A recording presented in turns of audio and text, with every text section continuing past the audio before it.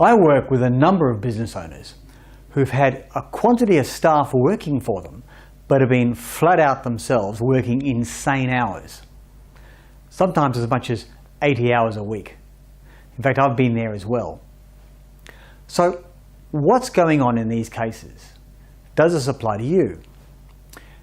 Do you wonder why you're so busy despite having staff to help you?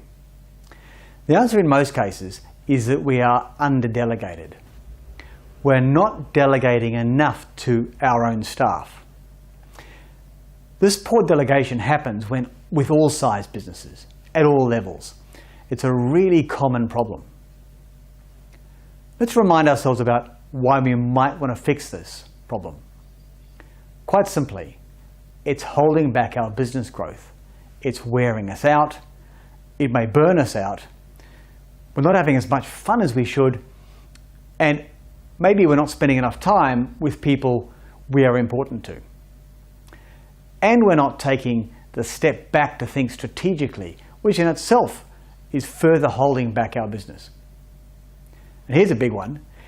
If we ever want to sell our business one day, the potential buyers will quickly identify us as critical to the business and therefore value the business very low. Okay, so we might want to do something about it. What holds us back from better delegation, and what do we do about it? I see 5 main causes of poor delegation. Firstly, the belief, I can do it faster and better myself. Well, if you think this, you're right. You probably can. You can get something done much faster doing it yourself than showing someone else how to do it. So when you're really busy, you just don't have time to show someone else how to complete an important and urgent task. But if your business is to grow and you want to stay sane, this is not sustainable. So what do you do about this?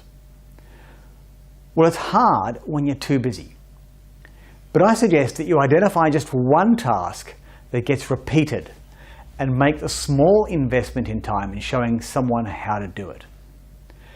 Make sure you give them plenty of feedback so they learn how to do it exactly the way you want it. Yes, it will take longer than doing it yourself, but after a period, there will start to be a payback in your free time. So then you identify the next repeating task, and with that extra time you just bought, delegate again, and so on.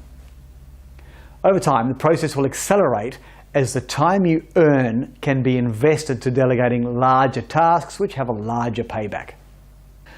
The second block of the delegation is trust. We often simply don't trust that our staff will do it right. You often hear staff complaining that the boss is a control freak and not trusting anyone to do something.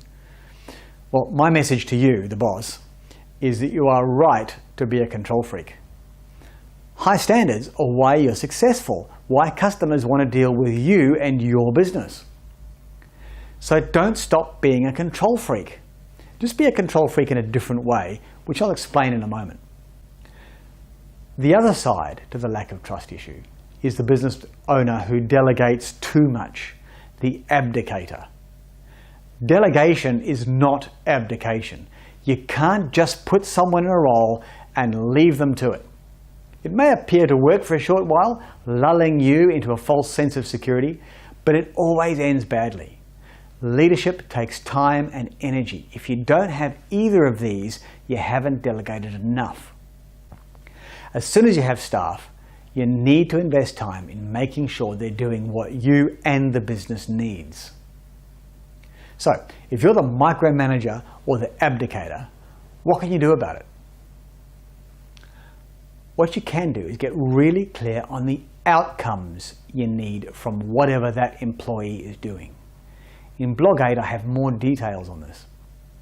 Related to this is to define the standards to which you want things done. And by the way, don't be afraid to define standards for all sorts of things your customers care about, from accuracy to timeliness to courtesy to anything else which might impact or influence the customer.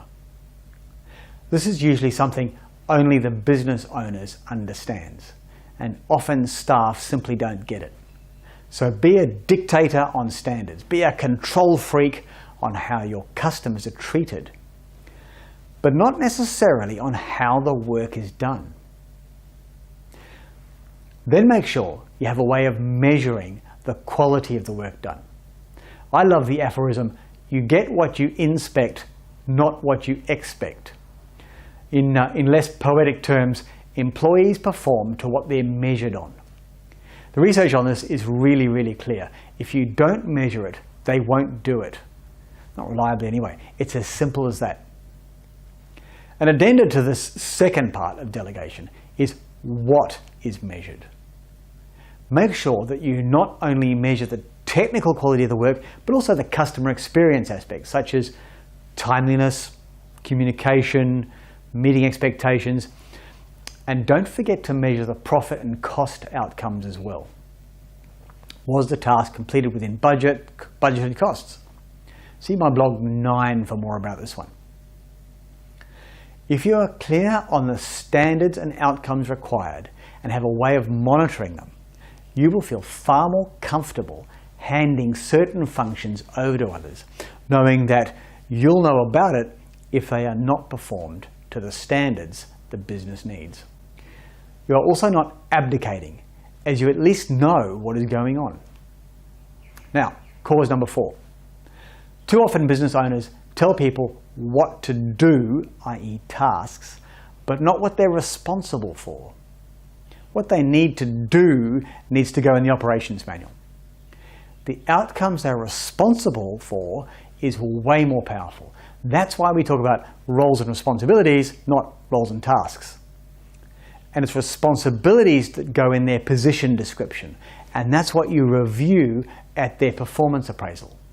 So we need to define responsibilities for our staff. But don't make the mistake of defining those responsibilities too narrowly. Make sure responsibilities cover a broad spectrum, a whole area of the business. The narrower you define the responsibilities, the more ends up on your plate. Because after all, you're responsible for everything, right? And if you have managers in your business, i.e. people managing people who deliver the work, then make sure they are fully responsible for everything their direct reports do. Otherwise, your managers aren't real managers. And they're certainly creating your headaches, not solving them for you. Finally, cause of poor delegation number 5, holding people to account. Also done badly everywhere. People come out of leadership courses not understanding accountability. It's weird. Accountability is central and essential. Furthermore, and this is worth a blog in itself, a side effect of low accountability is poor morale. How do you hold people to account? Well, once you have the responsibilities and the outcomes defined, you hold people to account with structured meetings. Not more meetings, you might say. Yes, they are critical, but not just any rambling meeting, a structured meeting. It has a clear purpose, is regular, somewhere between weekly and monthly, has a set agenda, the same agenda every time with occasional extra items, and actions. The main agenda item is to review with your direct report or team outcomes they are responsible for and discuss any issues. Finally, any actions committed to in the meeting are documented. A quick email typed on the spot is fine. And at the end of the meeting, you just press send. And of course, make sure those actions arising are reviewed at the next meeting. That's how you hold people to account.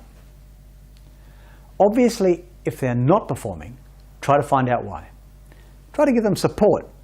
If it's still not working, change the person. As they say, change the person or change the person. So there you have it.